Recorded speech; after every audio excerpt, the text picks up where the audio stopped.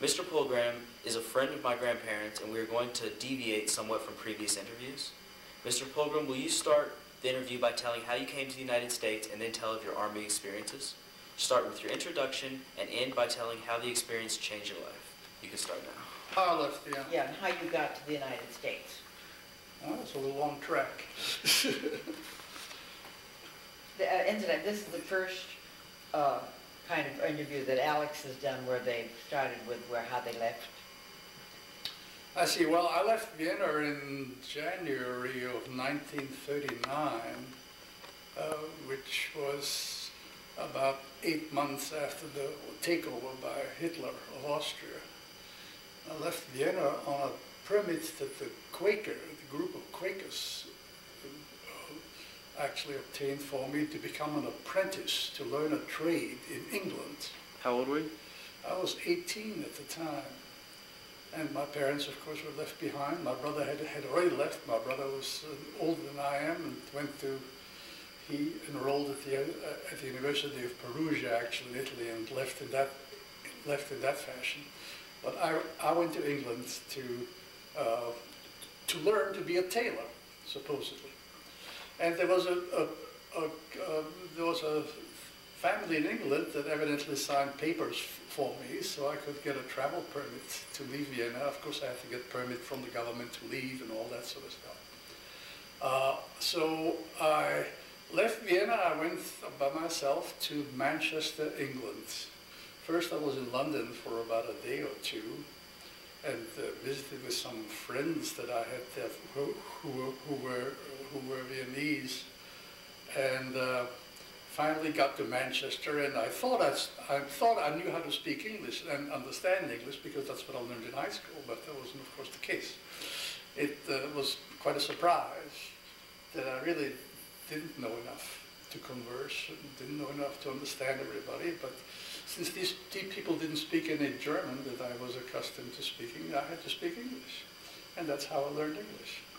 Well, it turned out that this people was a Mr. Morris Marks, and the family had 3 little stores where they sold clothing and stuff, and haberdashery and stuff. So after a couple of days, I had nothing to do with. They sort of put me to work in the store just to clean up the place and all that stuff. Was it easy to? How did you leave Austria? I mean, did they just let you through?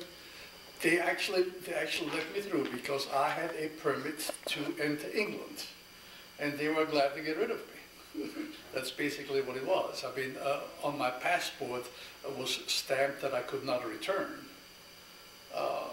but I had a passport, which was a German passport, not an Austrian passport, and I was let to go. Prior to that, I'd been arrested and all sorts of stuff like that. So I think I think that part's interesting. I was ready to go. Prior to that? Well, prior to that, after Hitler took over, things went completely out of control.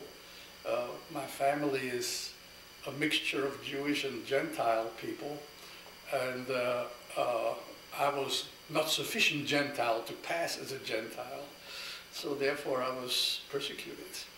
And one of the, before this happened, of course, we knew this was about to happen, but my father and mother never believed that it would be that tragic and that would be that serious. Neither did they have any means, particularly to go abroad or take everything. And this, what we should have done is packed up everything and left immediately, but we didn't, because my father didn't think that was necessary. It turned out to be very necessary. But one time I was going home. I was 17 years old. And I belonged to a sort of a Boy Scout kind of organization called the Neue Pfadfinder in Vienna. And I was going home with another fellow, I don't remember who this other boy was. And he had a bicycle, and he was walking along with the bicycle, and I was walking with it because my bicycle previously had been stolen. So I couldn't ride my bicycle. And there was no police that I could go to because I had no rights. I was not Aryan, therefore I had absolutely no rights. So on my way home from this meeting, I passed the headquarters of the Gestapo, which was the Geheimpolizei, which was the secret service of this. And a man came, we were just walking along, and a man came out and arrested both of us and took us into this headquarters building of the Gestapo. And that's the last time I saw this other person. I don't remember who it was. And I was, I didn't know what was going to happen to me. I frankly thought, well, this was the last of me. This was the end of me. This is it. So they put me up against the wall, and I had to stand with face up against the wall for about an hour and a half. And they pushed me around a little bit. They didn't hurt me really.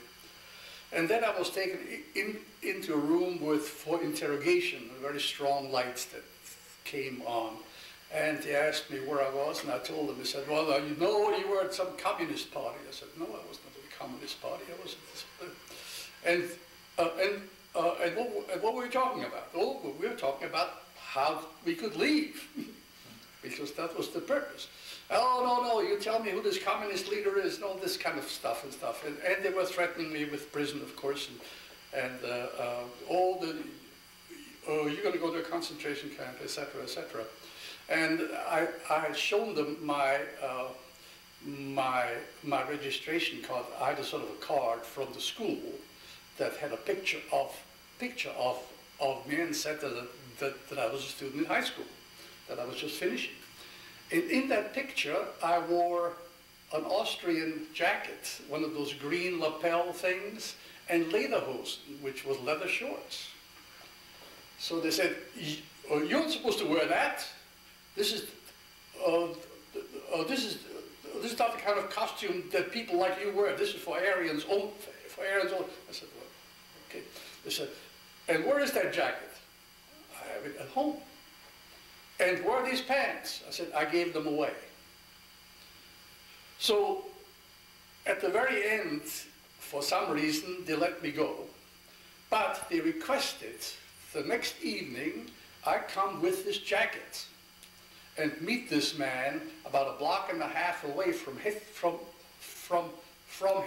And they asked me, where are these pants? I told them who I gave them to. The next day, indeed, I delivered that jacket to this man. And I think that's why they let me go, because they wanted that jacket. And then the day after, I had a call from the parents of the man I told them I had given the lederhosen to, which I really hadn't. But we let them know that I said that. You know, I shouldn't have said it probably, but I did. They actually went there and checked to see if I indeed had given them the lederhosen. It's a stupid little thing, but these were just little people that grew to be large and important, who didn't know any better. But that's some of the experiences that... How did they know you were Jewish in the first place? They just took a chance. They just took a chance. They saw two of us walking, and they asked for my papers, and I showed them the papers, and that was it. And the papers that you were Jewish? Oh yes, there's a J stamp on it. Yeah. So that's how it works. And you could never be sure when you might get accosted or arrested, or whatever. And of course, the 10th of November will always be in my memory, which was Kristallnacht, the crystal night for everybody. But they actually came to arrest me on the next morning. Where were you during the night? Pardon me? Were you at home asleep during the night? I was at home asleep during the night, and several months before, I had a little infection on my leg, and I had it bandaged. And for some reason, I thought, well, I'm going to put this bandage on tonight. And in the morning, about 7 o'clock in the morning, I heard this banging on the door, and I was in my room, and then I heard my father talking to these people, and they were asking, where are your boys? Where are your sons? Well, one of the sons was gone, and I was still in. And they said, well, where is he? My father said, he's in bed. He said, oh, he's in bed, well, lazy, isn't he? So, why? So my father said, because he has a bad leg. So they bagged up, they stormed into the room, and there was one man in civilian clothes and one soldier with gun and steel helmet and all that stuff. Your parents must have been terrified. Well, of course. So, I mean, why are you in bed? Come on, get up, because they were arresting people and taking them away. And I said, I have a bad leg. I said, what? So I lifted up the covers and I showed them my leg, a red leg. And it was bandaged. And again, out of sheer luck, they left me. They didn't take me. I was shaking like a leaf, of course, and so were my parents and everybody else. And my father was already over 60 years old, and he had medals from the First World War that people wore at that time. My father was half Jewish. Half Jewish. And he was a soldier on the Russian front in the Austrian army during the First World War. And he had these medals, these little miniature medals. So they didn't take him either.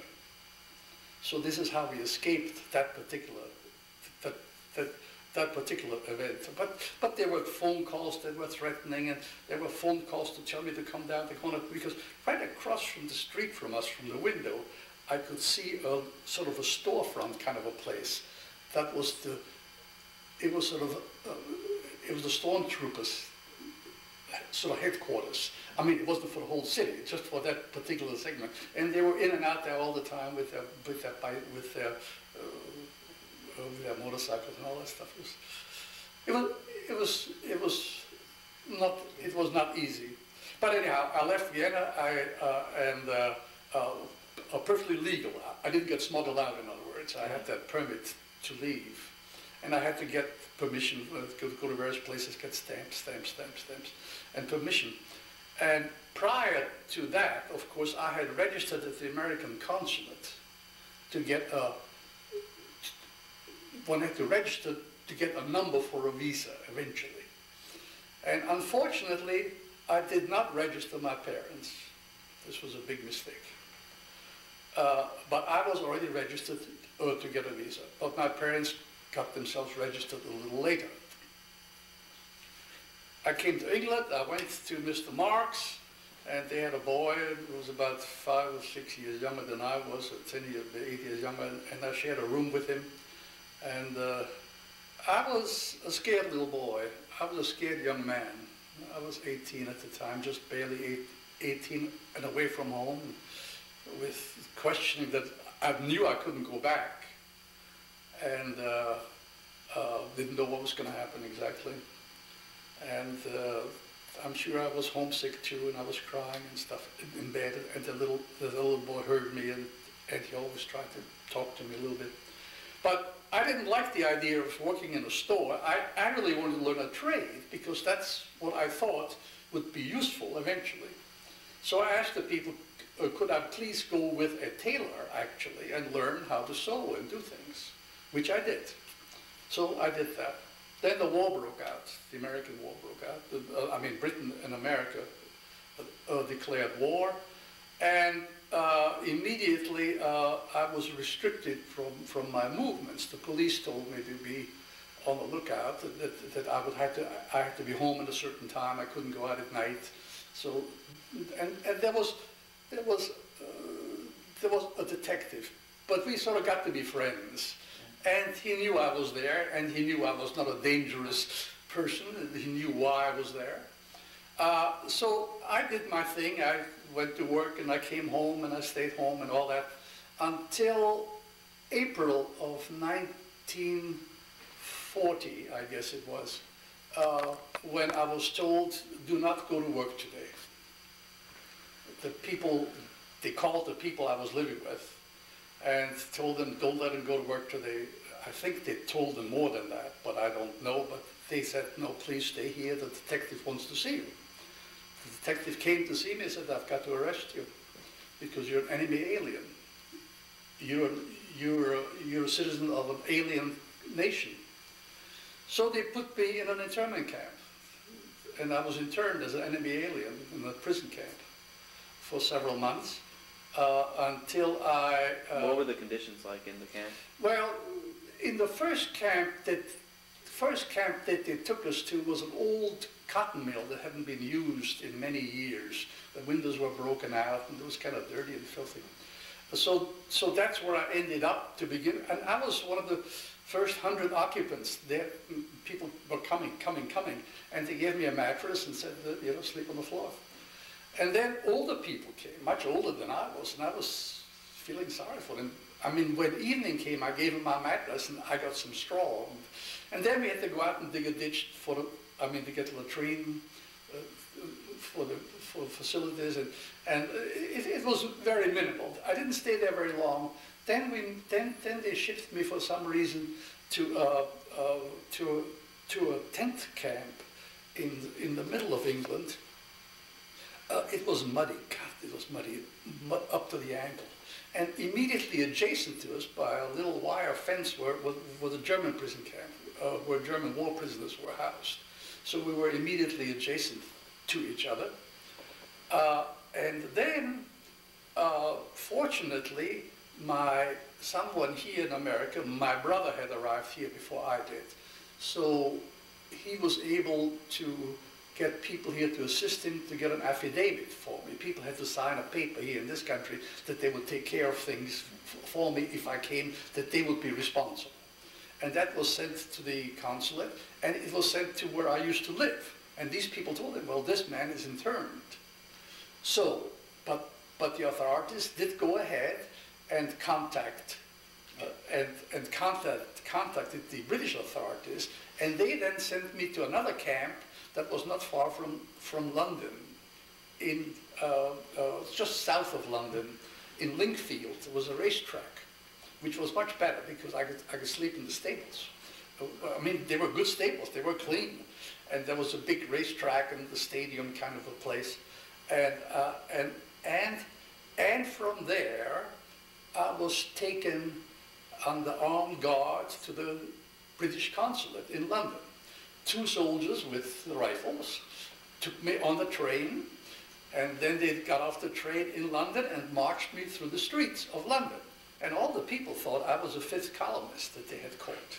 And they were spitting at me and yelling at me and throwing at me. And I didn't care. I said, that was a good thing. They took me to the consulate, and they waited outside. I went in and did my business for about an hour or so, and then I came out, and they took me back to camp. And that was, of course, during the Blitz, and there were bombers coming over. I remember the very first raid on England. It was in August of 1940. We were in this camp. There were a whole bunch of people in this camp. They weren't just people coming to America, but that was just one of the internment camps, one of the better ones. And I remember going to the mess hall to get the lunch. And we heard all these planes coming overhead. Well, we heard planes all the time.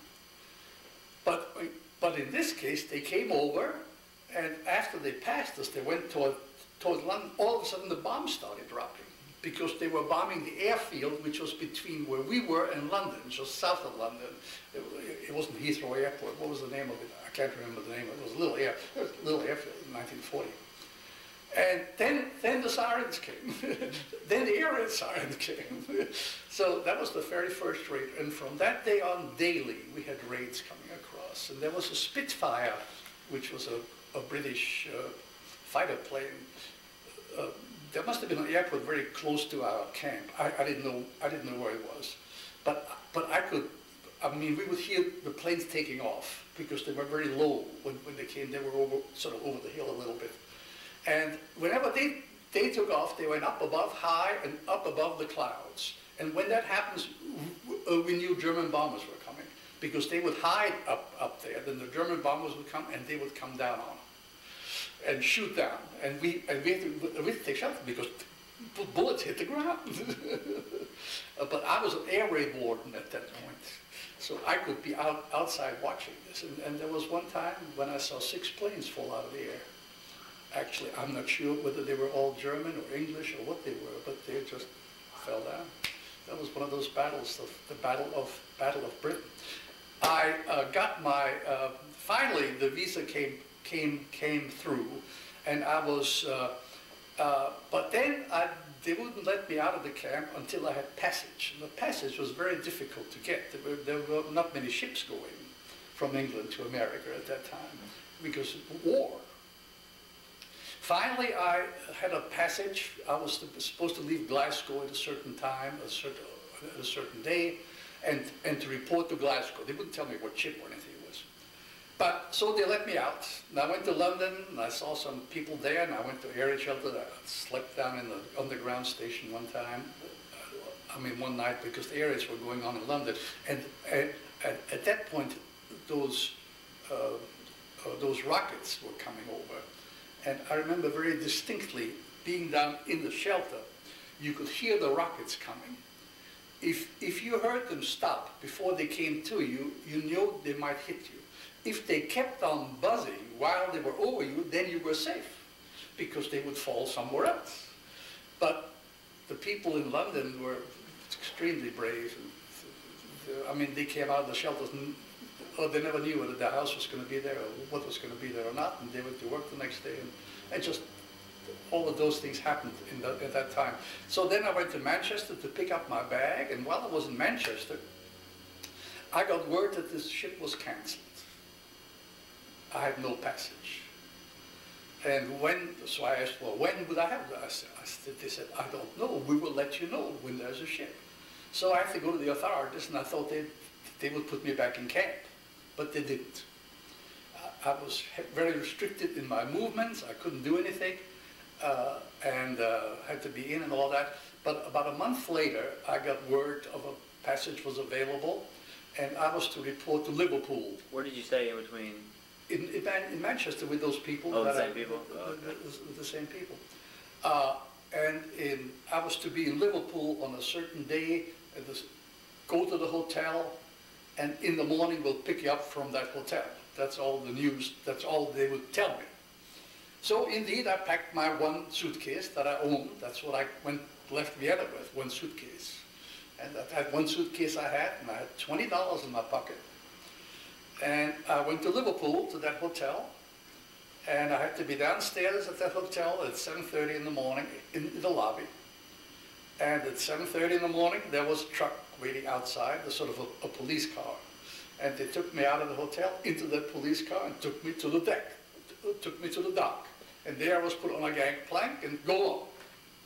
And once I got on the ship, I found out the ship was called Samaria, which was a 20,000-ton Cunard liner, one of the old liners, not a real big one. You're not heard from your parents or anything? No, I haven't heard anything. No, I heard from my brother here, who was in the States, and he paid for my passage, or else I couldn't have gone. So we got aboard, and there were not many people aboard. And it was very strange. The ship was sort of empty. And that afternoon, all of a sudden, I heard the engines going. I said, well, so we were moving. And we moved away from the dock, but we anchored right outside in the harbor. And there were just a few aboard. And there were air raids during that night on that harbor, and the bombs dropped all around. Fortunately, they didn't hit my ship, but they hit some other things in Liverpool and the various places. After 2 days sitting there, a tender came on, 2 or 3 tenders came on, and all kinds of young men came aboard. And I didn't know what was going on. I didn't ask any questions. I didn't want to ask any questions. And the next thing we knew, the ship started the engine again, and out we went. And I was looking for a convoy. Most of these ships went by convoy. But we steamed up next to Ireland. We said, well, we'll probably pick up a convoy out of Edinburgh or Glasgow or somewhere up there. And we kept on going. We never saw another ship. We were a sole ship taking a very northern course, a zigzag route, because you'd stay aft of the ship and see the wake of the ship that made a zigzag course, because U-boats were out, hunting all these ships. And it was totally black on the ship. We couldn't turn on any lights, and couldn't do anything. And we had to wear a life belt all the time, a life preserver. At all times we had to have a life preserver with us. Every day we had boat drill. We never knew whether it was for real or not. Sometimes we heard airplanes. I said, oh my God, there we go. It was a British plane that came across. And we zigzagged on, and the weather was very rough. It was in November of 1940. Weather was extremely rough, and I got seasick. And I remember one time, there was one of the men in the cabin with me, and I don't know who he was, I can't remember. I was really bad sick, and the boat drill sounded. I said, nothing doing, I'm not going, I'll go down with the ship if that. I just stayed in my bunk. Fortunately, it was another one of those drills that didn't really mean anything. It meant something, yeah, you had to go to your stations and all that.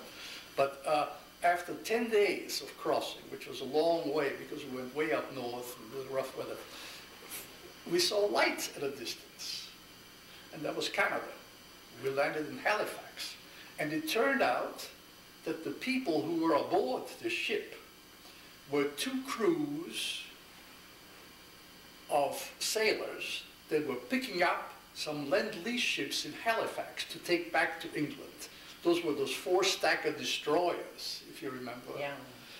That the Americans or Canadians, I've forgotten which, I think the Americans delivered to Canada for the British to pick up and actually to take to England. So then we could turn on the lights, and we sailed on down and landed in New York. And that's how I arrived in New York. I did not go to Ellis Island. We landed in New York, and it was, and there were other refugees, so-called. There were about 8 or 9 of us. And my first introduction to New York was not the very best, as a matter of fact. The professional to the Americans. There was a man from a refugee committee who was meeting us, and he was kind of gruff, just a guy doing his work. And he said, "Now we got to take some taxis to get to this shelter. Where you gonna be? Oh, and do you have any money?" I said, "Yeah, I got some money." He said, "Yeah, I need $2." So he took 10% of what I owned, of what I had. This was a crook, of course. I mean, because this committee was paying for that, but he was just cashing it himself. That's how I was introduced to New York. Then I went to Rome, Georgia to visit my brother. Then I came to Atlanta to go to work. I worked for Davis & Paxson, which was the Macy's store at the time, selling clothes, socks, shirts, whatever needed to be sold, because I had to make a living. And then the strange thing was, and my brother had been called into the army before and had been overseas, already in the Fiji Islands, got pleurisy and came back, and he was in a veterans hospital for a long time, and he was discharged on a medical discharge. And after that, I was drafted. It was in March, no, it wasn't March, it was January of 1943. I was drafted. So I went to Fort McPherson to be inducted. And there I had the physical and all that stuff and so forth. And we were finished, we were all lined up there, about 40 people or so, 30, 40 people. And there was a little lieutenant sitting there going through the papers, and he was going through the papers, and all of a sudden he stopped and he looked at this paper. And he said, "Pulgram." I said, "Yes." He said, "Come up." I went up there and said, You're citizens of an enemy country." I said, "Yes, I am." He said, "Well, we can't take you in the army." Out. And I was sent back home. That made me mad. I was very unhappy because I was ready to go to war. Why? Why? Because I knew what was going on. I lived through some of it, and I knew it had to be done. At that time, I was fighting mad. I wanted to do anything I could to do away with that horror of a regime that I had fled from, that kicked me out of my home and threatened my life, and thousands and millions of other people. That's the reason I felt very strongly that I must serve. And I was very disappointed when this man actually sent me home, because I had said goodbye to everybody, and in the store my name had been engraved on a plaque that I was leaving to go to war, and I was very unhappy. So I checked, and I heard that the only way I could get, but that didn't happen to my brother. I mean, they took him, he was an enemy alien. But anyhow, I heard that you could write and ask to be drafted, and if you volunteered in that fashion, they would take you. So I did. So in March of 1943, I was drafted again, and this time I went into the service. And I went again to Fort McPherson, and was accepted and had a uniform, and I was a soldier, and I was ready to go. But I didn't go anywhere. I stayed there, and I stayed there. I mean, most people shipped out the next day or two, the most. They brought these trains on, and they put you on a train and sent you to a boot camp, you know, basic training camp. Nothing happened to me. I was there for 3 days, for 4 days, nothing happened. And then I got to be a guide for all the new recruits. I mean, to show them around, to go through all the rigmarole that you have to go through before you get inducted. So I served as a guide, and I got to know the sergeant who had the lists of all the people who were being sent and where they were going, and we became friends. And I told him, well, please let me know let me know. And he said, hey, I got you. I got you. You're a single shipment. You're a person of one shipment going to Los Angeles, to the 23rd Special Services Company in Santa Anita, California. I said, well, great, wonderful, I'm going. I got my bag. I said, but what is Special Services? He said, I don't know what Special Services is. I said, well, but how do I find out? I said, I'll try to find out. So I asked him again. He said, yeah, I found out there are some Special Services people here, and all they do is sort of fool around. And, but I really don't know what they do. But they just hang around and do things. I said, okay.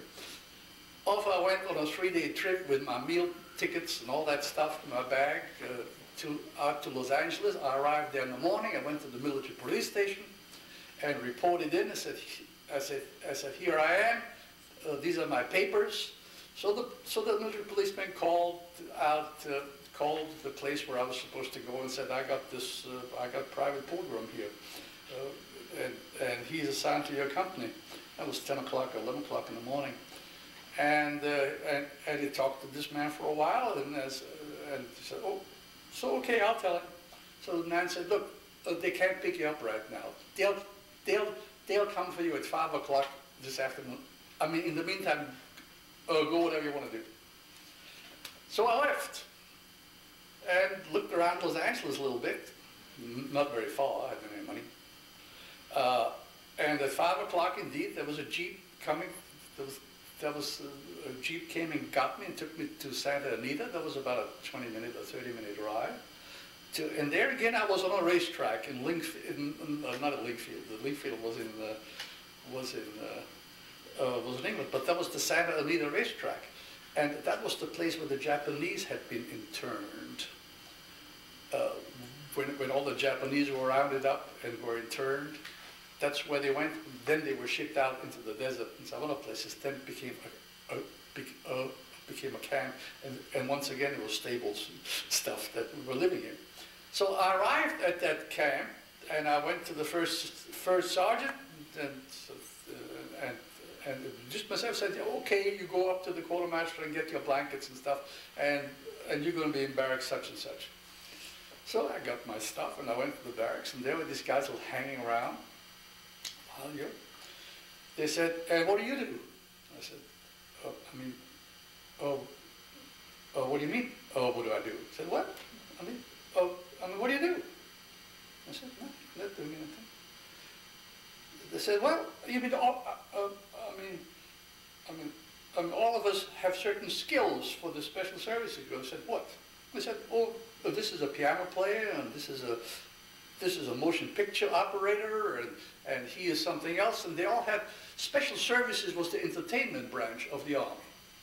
And evidently, there was, this company had an opening for 3 or 4 people, and they put a needle through it like they used to do, and pull up a card, and my card came up because I played piano. So all of a sudden, I was an entertainer. So I arrived there and said, I can't do anything. They said, well, that's all right, that's right. So the next morning, I went to the captain, introduced myself, and he said, have you had basic training? Oh, no, he said, I guess you've had basic training. I said, no, I haven't had basic training. You haven't had basic training? I said, no, I haven't had basic training. But we're ready to go overseas. I said, well, Captain, I said, I haven't had basic training. I said, well, we're getting 3 more people this afternoon. I mean, we'll see how that goes, and then we'll see what we can do. That afternoon, 3 other people arrived. One was a man named Harold Gross, who was a magician from New York City. One was a little guy named Valencia, who was a Mexican dancer, who was a Mexican. And the other one was Kazimir Kukic, who was a ballet dancer from the Ballet Russe de Monte Carlo. And none of them have had basic training. So the 4 of us were there. We were the complement, to finish off the complement for this company, special services company, to go on maneuvers and then go overseas without having a basic training. Tragic. So the company commander assigned one of the sergeants to give us basic training. So we got a little gun, we got a carbine, and we walked up and down the street, right in front of our teeth, and we learned how to march. And we learned how to turn around and all this kind of stuff. And then we were taken to the rifle range. This was all the matter of a week and a half. Taken to the rifle range, where we shot our carbines and hit the target, or not hit the target. And we had completed basic training. That's how the army operated. The Captain Richtering, he was something else. So then I was there for quite a while. But we stayed in Santa Anita longer than we were supposed to. I mean, they evidently weren't ready to ship us out. So I had to take some training. And my training was to visit the Hollywood Canteen, which was a USO establishment where they entertained soldiers. I mean, where the girls came and danced with the soldiers, and there was a stage show. I had to learn all about entertaining soldiers. That was my assignment. It was tough duty for in the army, and that's where I met Frank Sinatra and all sorts of other people at the time. Finally, we left. Finally, we said, okay, we're going on maneuvers. And we left, we were shipped, we got on a train, and we were heading for Yuma, Arizona. We went to Arizona, and Yuma was a little town at that point, and it was hot as hell. It was I don't remember, but it was hot. And we found a little shade tree, some palm trees around there, where we were, 100 and something people, a company, where we sat down and waited for trucks. The trucks finally came, and we all got on the trucks, and we took off for the desert. And all of a sudden, things became very sparse. Nothing but sand, and sand dunes, and sand dunes, and sand dunes. And finally, this thing stopped, and they said, get out. They said, this is where you're going to live. And another truck came with tents and all that kind of stuff, so we had to pitch tents, and this is where we were. At that time, we didn't know that General Patton was there with his armored division training for desert warfare in Africa. And we were the entertainment group for that group of soldiers. And that was our job. We pitched tents, we lived there. Fortunately, we only worked at night. These other poor guys we saw running around in tanks. It was so hot, they stopped sometimes and crawled out of those tanks and fell down on the ground. There was a little bit of shadow that the tank would make, and they would rest. But we were entertainers. We were putting on stage shows. And we operated a great big tent that was the PX, where we sold nickel beer. For a nickel, you could buy a bottle of beer. And then we set up these big loudspeakers and played music. And it looked like thousands of people around there. came to us to be entertained. And sometimes we would go by truck to go some faraway places.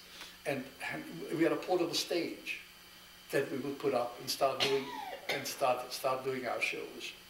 And while all this was going on, and this was going on for some time, several months, of course, and but the clerk of the company knew who I was, and knew I was foreign, of course.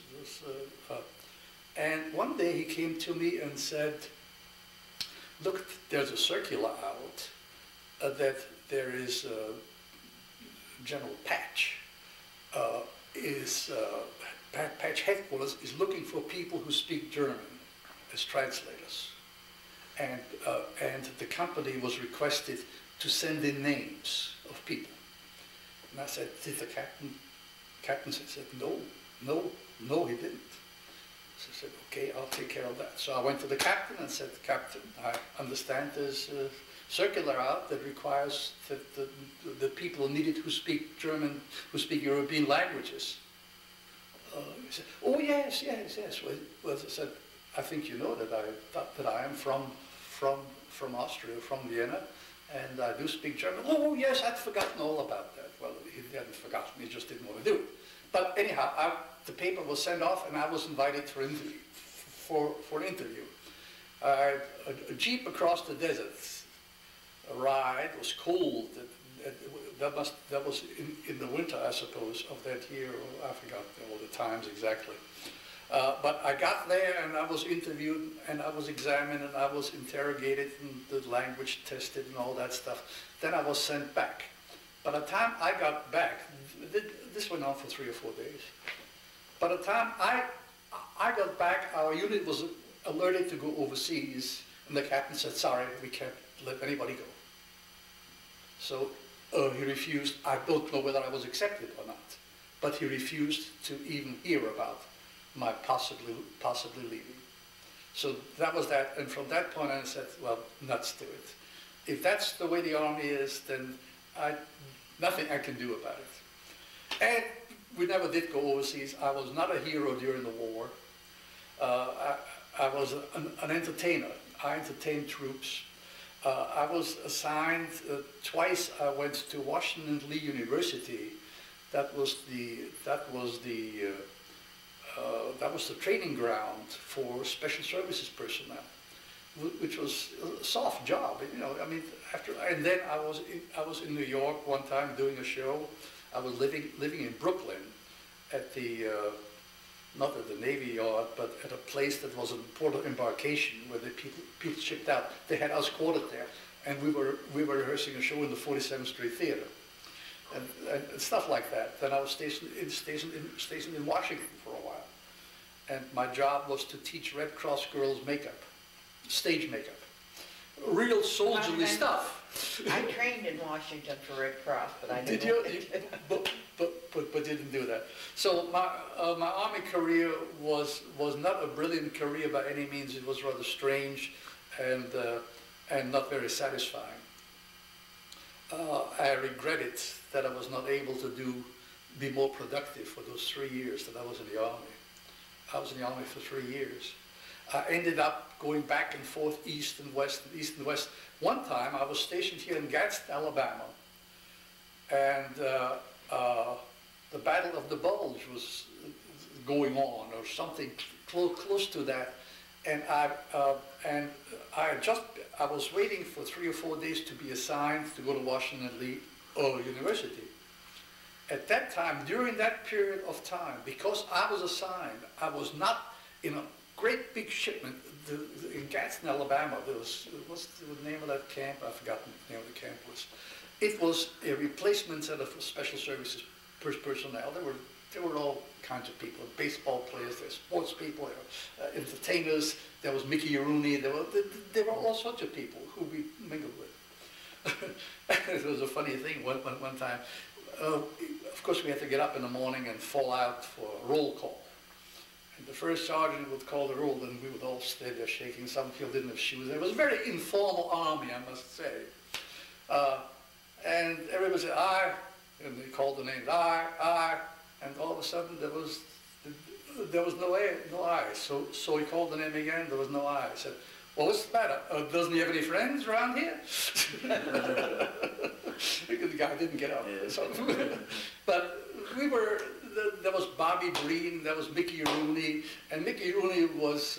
I remember being in a post exchange with him, and he was called Eva Gardner, who had just separated from her, and she wouldn't have him back. So the next week he went to Birmingham and met the beauty in Birmingham, and the week after actually he got married to Miss Birmingham or Miss Alabama or something. But the time, as I was waiting to go to Washington and Lee, about 100 people were rounded up and assigned to be shipped out immediately to go to the Battle of the Bulge. And once again, I was lucky, and I missed that. I could have been a hero, but at that point, I didn't want to be a hero. At that point, I didn't want to be a hero anymore because I was kind of unhappy and disgusted.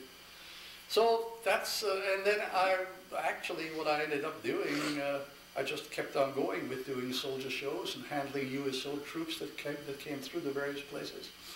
And I ended up running a service club in Camp Beale in San Francisco at the end. I was going back and forth, from East Coast to the West Coast, being assigned to various jobs. And I ran a service club, and then I was discharged after 3 years. I was discharged in April of 1946. Of course, the war had been over for some time, and this was a strange place where I was serving. It was a very emotional place. I was serving running the service club. It was in a camp where the people came back from the Pacific, and the wives came to meet them. They'd been fighting in the Pacific for a year or two or more, and these names were called out, and the wives would come to the desk. I mean, I wasn't running the desk, I was running the place, but they would come to the desk and ask to page their husbands or lover or whoever. And then there were many tender reunions that I witnessed at that point. And those people, even though they were supposed to go home, I think they got some private rooms and stayed for a day or two. You never saw them again for about a day or two. They disappeared. And I finally got discharged and came back to Atlanta. And that's about the size of my Army career briefly. And then you went to Georgia Tech. That's when you. Yeah. I went to. I didn't know.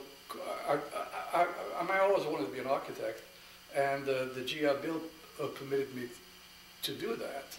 I applied at 3 schools. I applied at Georgia Tech, at MIT, and at Cornell. And Georgia Tech was the first to accept me. So I took it, of course, because it was very difficult to get into a school at that point because students were coming back who were there previously. I was never told, but my uncle was an architect, and he worked here in Atlanta for a while and taught part of the time at Georgia Tech, and knew the people there, and knew the head of the school, which was Mr. Bush Brown. And maybe Bush Brown put in a word for me. I don't know. But I was accepted at Georgia Tech, and I wrote the other school saying, "Thank you, I'm taken care of." And I studied architecture and graduated from architecture school. Worked for a while, went back to Europe to school at École des Beaux-Arts in Paris. And then I came back again and started working some more, and here I am, retired after practicing about 35 or 40 years or whatever it was. So that's about the size of it. My brother is, as I say, was discharged from a medical discharge because he almost got tuberculosis, but it didn't turn into tuberculosis. He was at Otine at the hospital in North Carolina, and started studying there, and also on the GI Bill went to Harvard and got his doctorate there, and was a professor at the University of Michigan for 30 years, for 35 years or so, in linguistics. That's his field. So that's our story. Was another strange thing happened. I remember the person here who signed the paper for me never knew me. And it was Mr. Weinstock, who was a florist. And when I came here, I stayed with a family here, spent a few nights, and after I got a job, which was at Macy's, I went to see Mr. Weinstock. And I introduced myself to Mr. Weinstock, and said, yes, well, what can I do? What can I do for you? He said, well, Mr. Weinstock, I just came to say, I came to thank you because you signed the paper. Oh, did I? He had no idea. He had completely forgotten that he signed this affidavit for me. And then he said, well, what can I do? I said, nothing at all. I just want to thank you. I've got a job. I'm working. That's all I need. I just wanted to say thank you. That's the only time I ever saw him, and the only time he ever saw me. But that's, those are the stories. Those are the things that happen in the course of a lifetime. How did you find out about your parent? What happened to them? Did you ever speak to them after you left Germany? Pardon me? Did you ever speak to your parents again after you left Germany? No, I never saw them or saw them.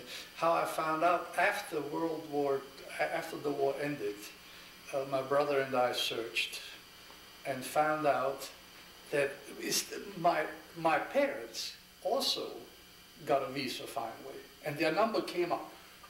That was before America entered the war. And I was told that indeed they had everything packed in wooden crates, because they would bring a lot of stuff out, more than I could.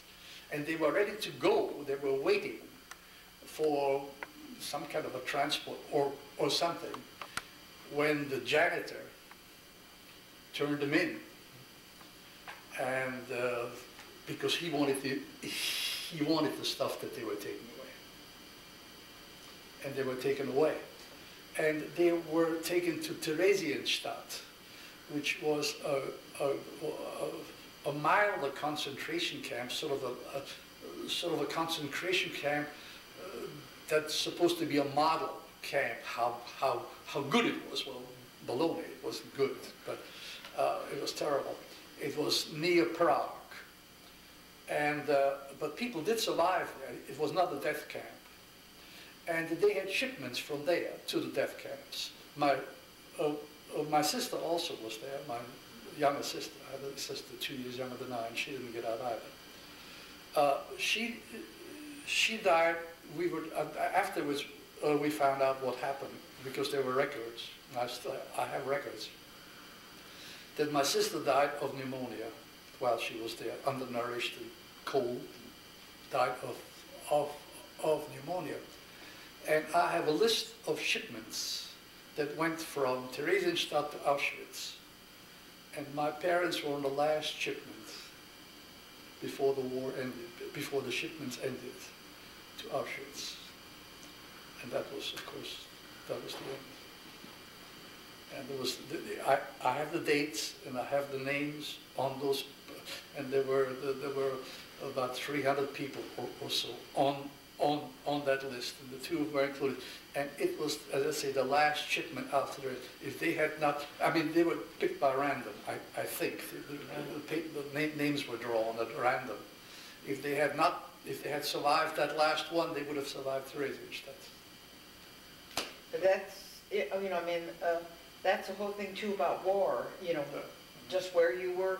Incidentally, Johnny was at Yuma, Arizona. He trained for Desert Warfare. Did he? Uh-huh. I didn't know that. Yeah, I don't know when he was there, right before he went overseas. Well, I was there in '43. I bet that's when he was there. He had a strange thing. They had the Red Army and the Blue Army. Yeah, sure, there were maneuvers there. And the Blue Army, he was in the Red Army, and the Blue Army sneaked into the headquarters of the other army and got their war plans. So the Red Army was defeated, so they sent the Blue Army overseas. I mean, into Africa. Really? See, Johnny well, didn't go. all these Johnny people were went to training on the England, desert. you know, because he was with the engineers. Sure.